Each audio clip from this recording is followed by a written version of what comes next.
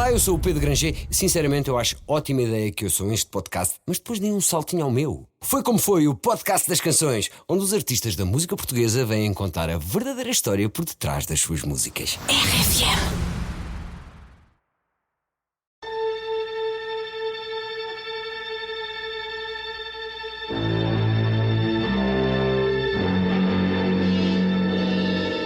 O verdadeiro poder do terror é como é que nós podemos assimilar coisas muito fortes dentro da sociedade, coisas muito, muito sérias às vezes, brincar com elas, dar-lhe um aspecto um bocado mais fantástico. Ou seja, tu tornas o feio assustador e horrendo. Sim, ou tornas aquilo que não parece feio na aparência que de facto devia ter.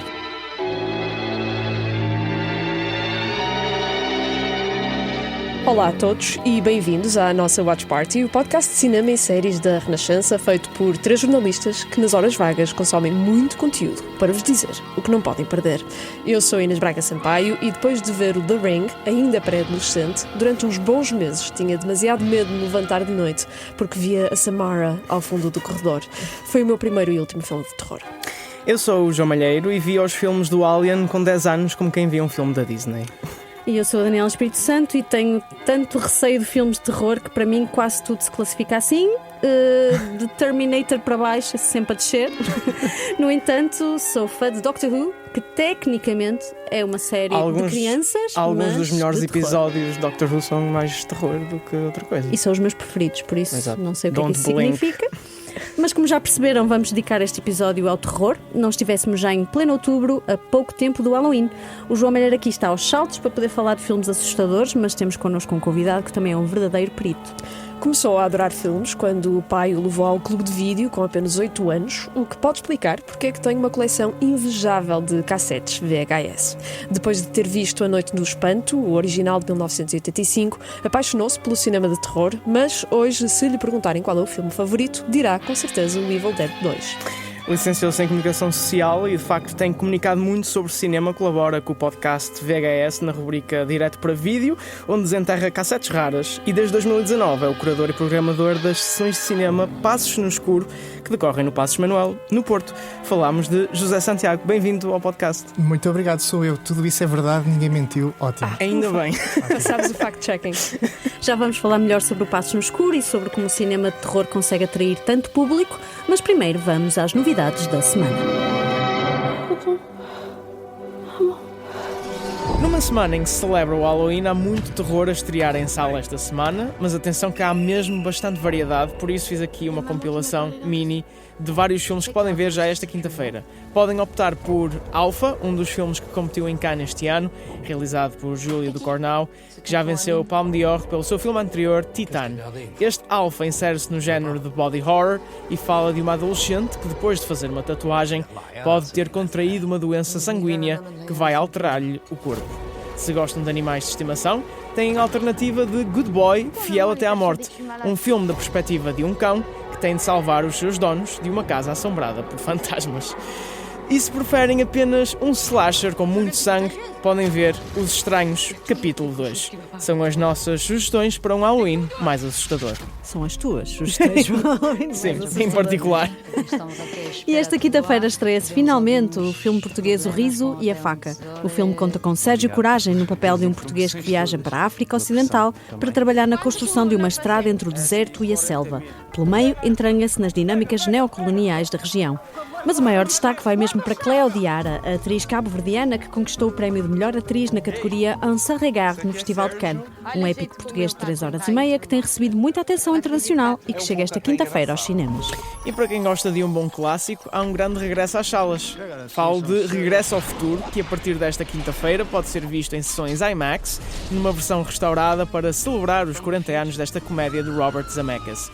É a altura ideal para rever ou ficar a conhecer, se por alguma razão ainda não viram, a viagem no tempo icónica do jovem Marty McFly, que tem de ajudar os pais a apaixonarem-se sob o risco de destruir o seu futuro. Um regresso aos cinemas que conta com o apoio da Renascença. E por fim, se estão pela capital, há muitos filmes para ver no Tribeca Festival Lisboa, que arranca hoje oficialmente. Até sábado vão poder ver as estreias nacionais de filmes como Begonia, Honey June, Eleanor the Great, If I Had Legs I'd Kick You, Are We Good e até a nova geração de Lua Vermelha.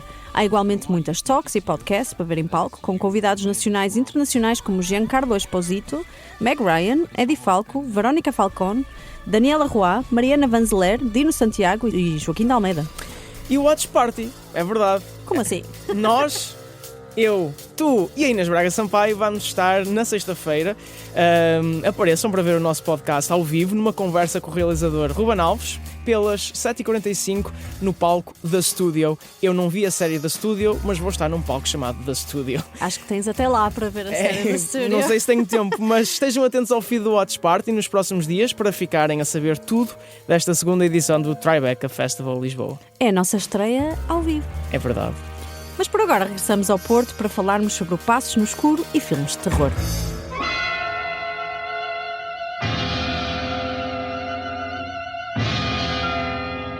Desde 2019, o Passos no Escuro traz o cinema fantástico e de culto à cidade do Porto, com exibições regulares de alguns dos maiores clássicos do terror, misturado com obras mais inusitadas e obscuras que podem pertencer aos géneros mais diversos, como artes marciais ou musicais. Desde então já passaram 5 temporadas de filmes e este Halloween arranca a 6ª temporada. A 31 de outubro, no Passos Manuel, vai ser exibido em estreia nacional o novo VHS Halloween, o 8º nesta saga de terror found footage, que é uma referência para quem acompanha o género. José, começamos mesmo por aqui. Primeiro, porque arrancar a nova temporada com este filme e o facto de o Passos Escuro já conseguir trazer um filme como este, que está a estrear mesmo agora nas plataformas internacionais e estreia em nacional no Passos no Escuro, já revela que a tua iniciativa de facto tem uma importância relevante em Portugal dentro do género? Eu espero que sim. Isto, em primeiro lugar, acerca do VHS Halloween. Pessoalmente, e quem é fã do género já deve conhecer esta saga, esta franquia, este franchise, não sei como é que se diz agora, mas todos os anos, desde que saiu o primeiro, tem sido uma referência. São filmes compostos por várias curtas, cada uma dessas curtas é realizada por uma voz que nos primeiros filmes depois se tornaram referências. Ty West, Simon Barrett, Gareth Evans, depois tornaram-se grandes realizadores e depois o franchise veio crescendo, misturando também alguns realizadores já reconhecidos para dar alguma credibilidade, mas é aqui uma espécie de laboratório para novas linguagens e novas maneiras de assustar o povo. Por isso era uma escolha óbvia. Tê-lo no final deste mês em Portugal em data única até ver é um ótimo sinal e é um grande orgulho pessoal também poder tê-lo. Como o João referiu, ao longo destas 6 temporadas já exibiste filmes que vão para lá do terror, o que eu agradeço já agora, porque eu não consigo ver nada assustador. Mas como é que tu fazes a seleção? Tens alguns critérios para o que cada temporada deve incluir obrigatoriamente? Aquilo que eu posso dizer é que tenho uma maior afinidade ao cinema de terror, tenho, e também tenho alguma afinidade àquele cinema menos explorado, ao cinema que por vezes é reconhecido lá fora, tem uma plateia de culto lá fora e tem alguma experiência a ser bem vivido em sala lá fora, para o trazer para Portugal, ver se funciona. Portanto, estando atento estas movimentações, à maneira como os filmes estão a ser restaurados, estão a ser revividos, repostos noutras salas pelo mundo fora, eu vejo mais ou menos aquilo que pode ser interessante numa experiência que eu quero que seja de sala. Toda a gente sabe que ver um filme no cinema é muito diferente do que ver um filme em sala. A atenção é outra, a maneira como sentimos a reação das outras pessoas também é outra. Por isso, o critério está em trazer novas experiências do cinema, não só aqueles grandes clássicos que as pessoas querem ver numa sala, porque é muito diferente, mas também algumas pérolas que podem ter passado pelos pingos da chuva ao longo da nossa história, porque Portugal também tem uma história muito própria em termos do que é popular, o que é que não é.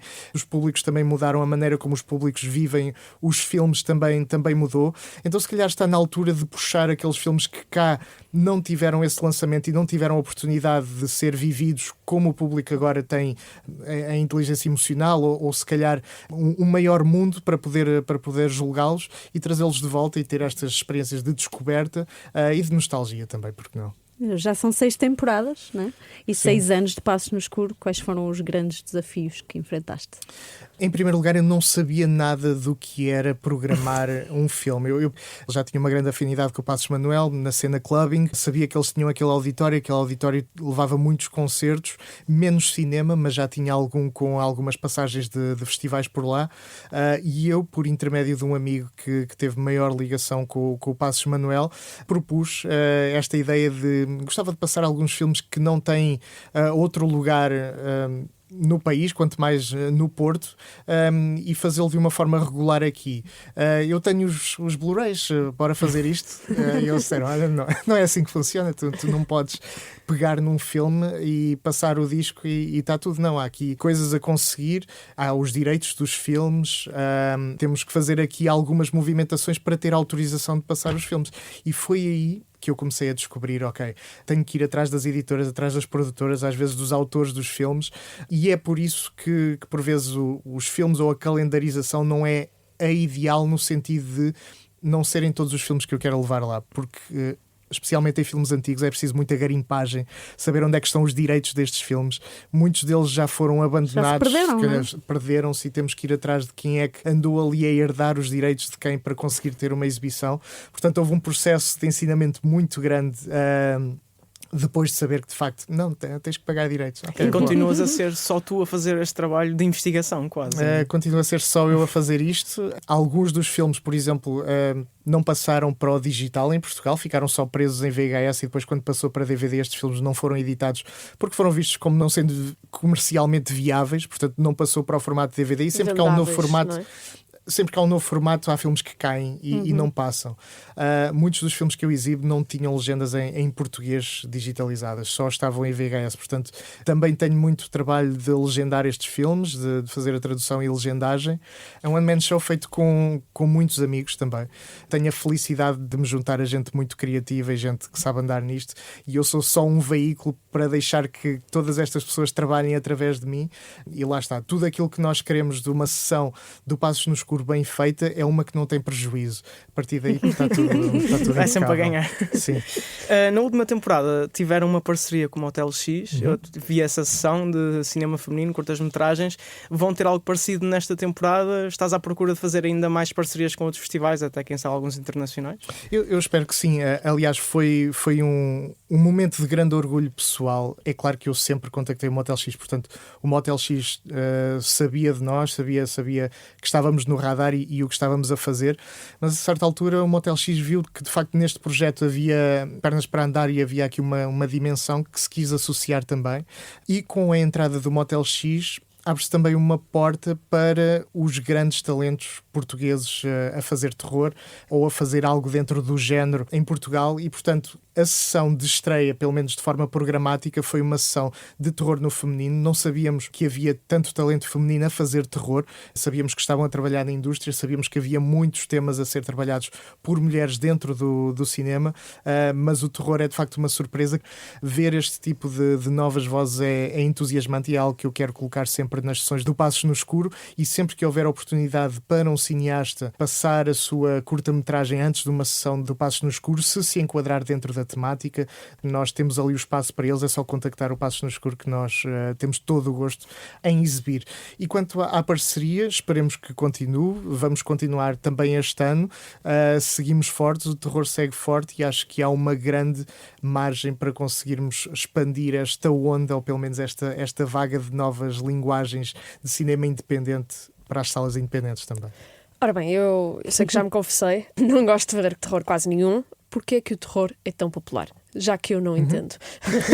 Explica. Eu acho que no terror há uma grande catarse, que é a mesma coisa da montanha russa. Nós podemos viver a experiência de quase morte sabendo que estamos ali seguros e que nada nos vai acontecer. Pois é isso que eu não aprecio. Pronto. Mas e se um filme nos faz sentir isso? Perfeito. Se nos faz sentir ansiedade, se nos faz sentir que é algo desconfortável, e eu acho que o filme cumpriu o seu propósito, se o propósito for esse. É claro que o cinema de terror tem outra função, e ao longo dos anos, ao longo das décadas até, nós temos visto que o cinema de terror evolui muito com a sociedade, porque é uma maneira de criar metáforas para aquilo que as pessoas estão a passar, para aquilo que são condições pessoais, para aquilo que são condições sociais mais alargadas. Os contextos distópicos são, se calhar, a forma mais Sim. E agora o body horror, né? O body horror, que tem muito a ver com o desconforto da pessoa em ser quem é, em estar no seu corpo, e como é que podemos conviver com isso dentro da sociedade. Por exemplo, David Cronenberg tem feito body horror desde os anos 80 para explorar coisas muito, muito diferentes. Por exemplo, A Mosca, que é um filme sobre um homem que se vai transformando numa mosca. É, na verdade, um filme sobre um homem que encontra uma mulher e durante esta relação ele vai se transformando em algo muito feio. E se eu disser isto desta forma, podemos ver aqui a exploração de como é que um casal pode ser, como é que uma relação pode ser destruída pela megalomania, pelo egocentrismo. Ali ele está fisicamente a transformar-se num ser muito feio. Mas são estas as explorações que o terror às vezes faz.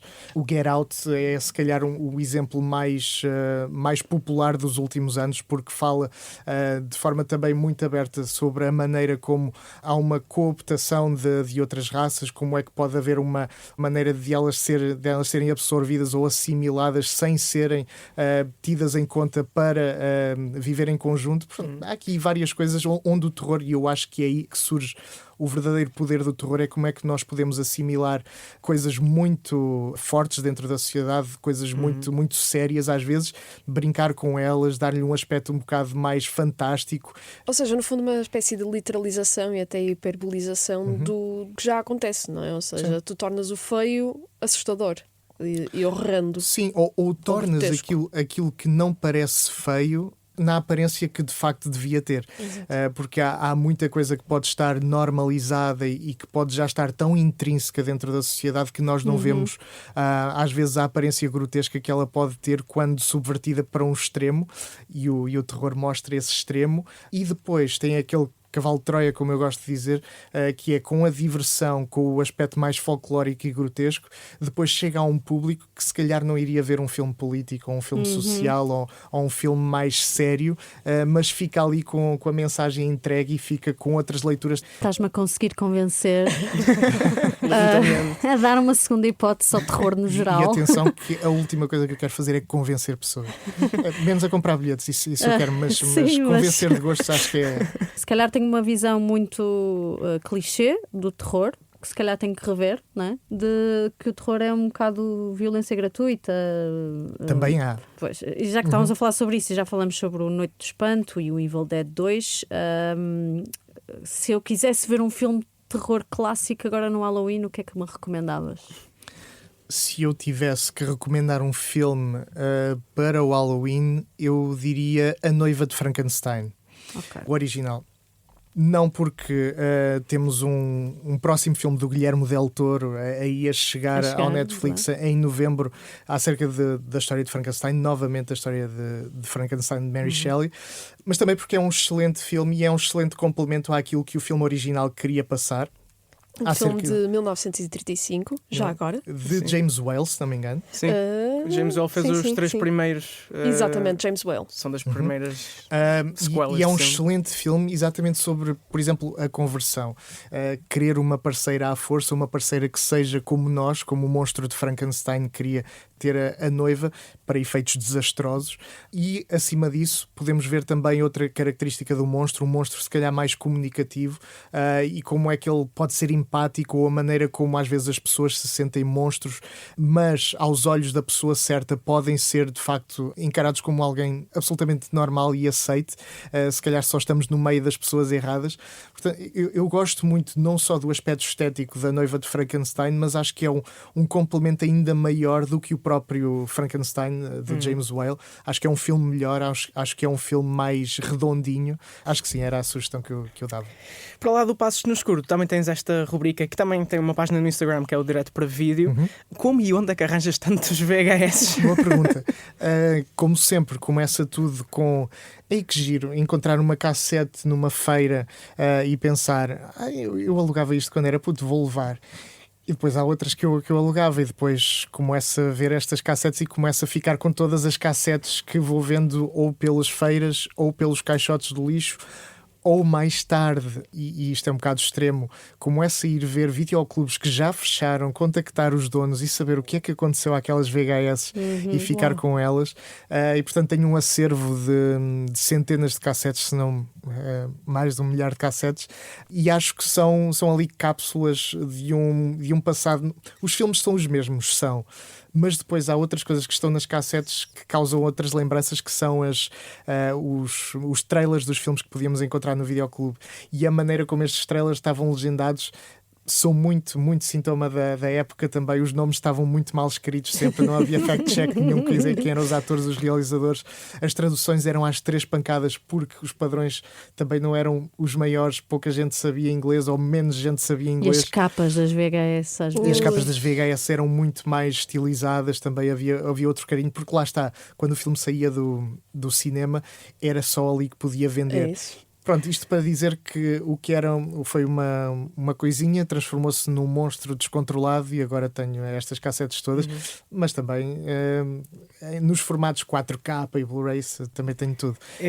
E falavas no início da conversa como os filmes, quando há a transição de tecnologia, alguns filmes vão ficando para trás, inclusive agora com o streaming, e vivemos numa altura do streaming em que do nada a Netflix pode-se lembrar de vamos retirar esta série daqui ou este filme Tem daqui acontecido. E já Sim. não existem mais de lado nenhum. Disney Achas que é Plus. importante haver Tem acontecido mesmo muito. uma preservação do formato físico?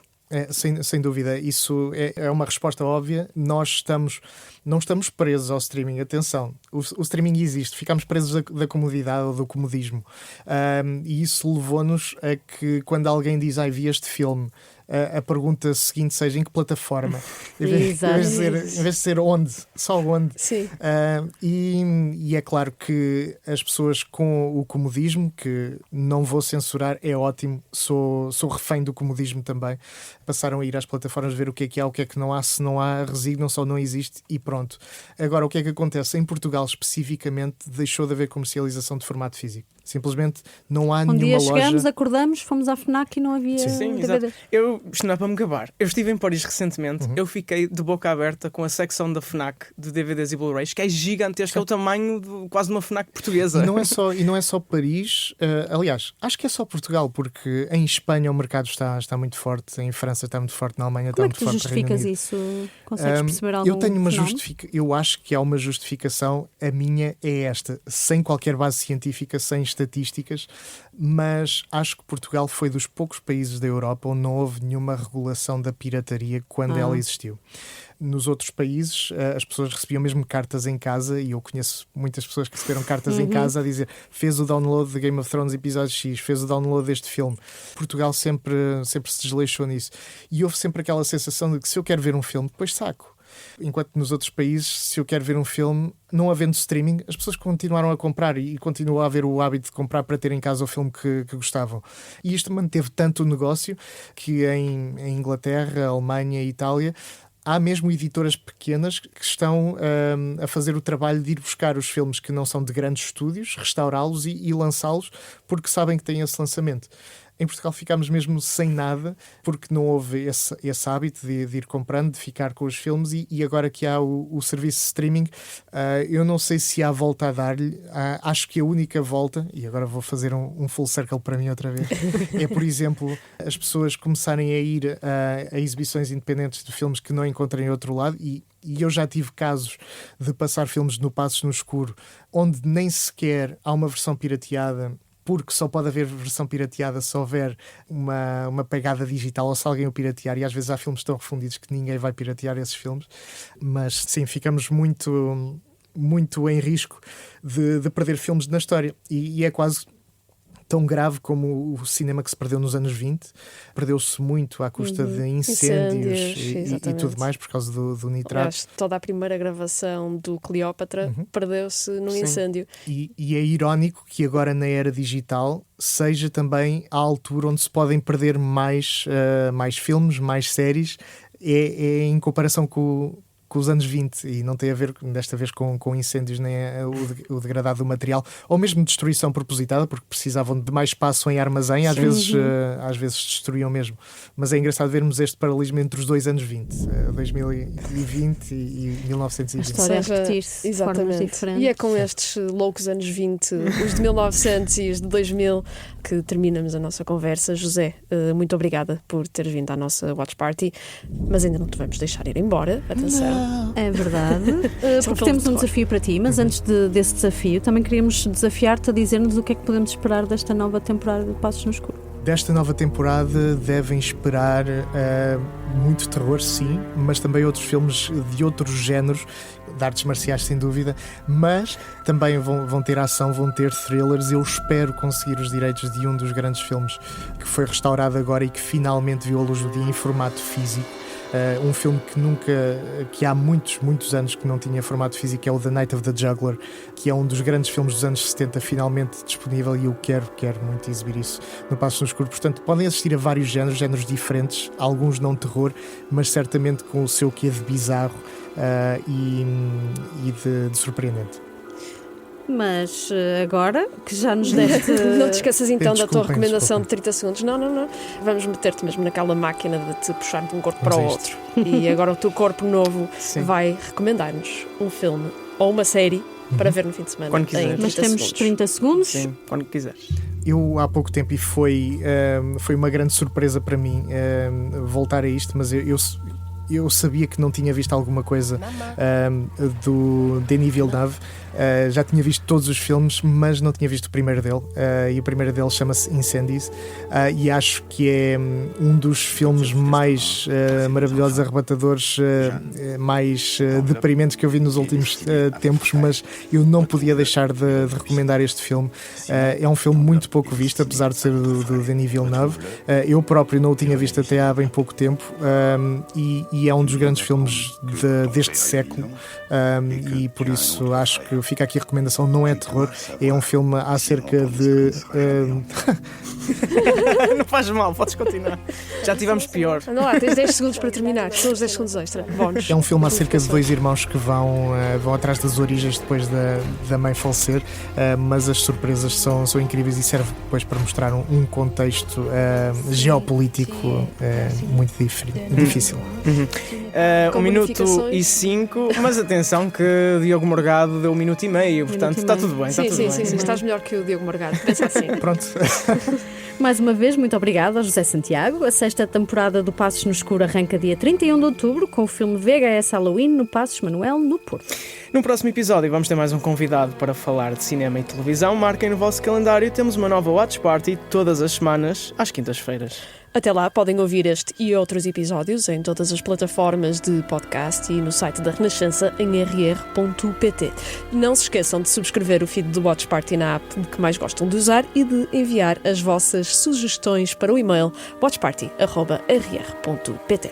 Este podcast tem sonorização de Paulo Teixeira e José Luís Moreira e ilustração de Rodrigo Machado. Bom Halloween!